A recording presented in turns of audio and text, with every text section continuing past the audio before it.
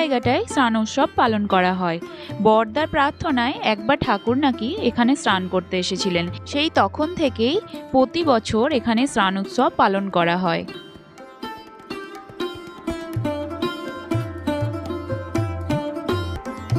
এখানে রয়েছে একটা বড় ঘোড়া।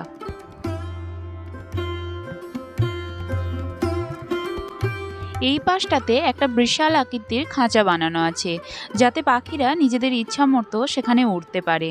এখানেও হাঁস, পায়রা, অনেক রকমের ছোট ছোট